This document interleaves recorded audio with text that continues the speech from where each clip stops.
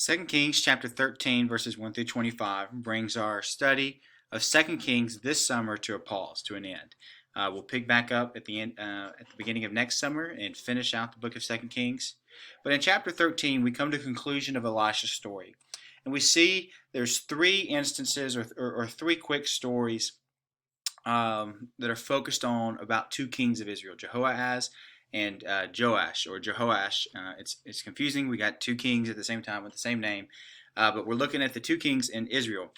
And what we see here is we see God deliver Jehoahaz from a temporary peril or trial in response to a prayer that he had. And it's good to remember, one, that God does not always deliver from temporary trials. He didn't with Naboth. Ultimately, Elisha is going to die in this chapter, so obviously he didn't there. So God doesn't always deliver from temporary trials.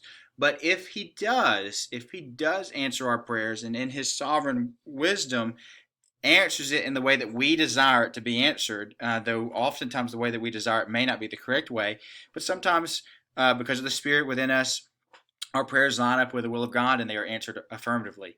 Well, when God answers those prayers, it's important to remember that it's for the purpose of eternal worship and inward transformation. Jehoahaz just misses it. He continues in idolatry, and it just doesn't end up well. The same cycle just keeps continuing. And we have to ask the question is, how often are we the same way?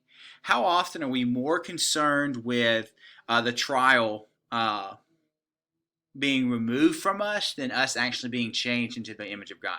So 2020 has a lot of trials, whether it be the pandemic or the riots or the election or anything that is coming against us, the financial instability. How often are we more concerned with just removing the trial from our life rather than being changed as we seek the Lord in prayer? Not that we don't pray that these things would be removed. We're asking for deliverance. Sometimes God doesn't answer those prayers, but we're asking him for deliverance, and if it be his will, then he will. If not, then we can trust that there's something better in store eternally, even if the trial remains.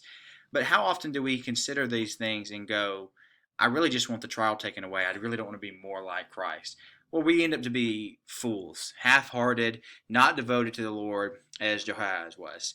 And then when we look at Joash, the next story, we see that same half-heartedness. He has this victory. It's like these videos of these racers who have the gold medal in front of them, but then they let up in the last 10 meters, and someone passes them and actually wins the gold. That's kind of what Joash is in. He has the gold is in sight, but he settles for the silver. When he strikes the ground 3 times with the arrow, it says he stops. He didn't run out of arrows. He stops. And Tony Morita refers to it as cashing half a blank check. When we come to faith in Jesus Christ, he sets us free from the power of sin. He gives us victory over it.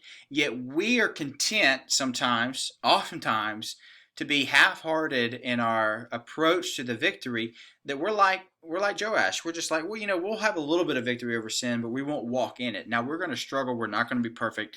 That's not what I'm calling for. But God has given us victory over sin that we can walk in, and we have been delivered from our sin. We've been delivered from the failures that bring us shame. We can walk in victory, yet oftentimes we're content with the sin.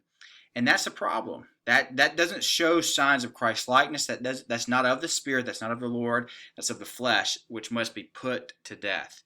So are we embracing the victory wholeheartedly? Have we emptied the quiver? Are we holding back arrows? Are we fighting against our sin? Are we walking in the victory that Christ given us?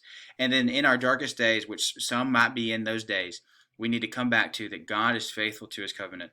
The story about Elisha and the little resurrection that takes place when they throw this guy in on his grave really points to great hope. I mean, Israel has been exiled, Judah has been exiled, and it's just this recalling that even death, and both Israel and Judah had underwent a death of the nation, so to speak.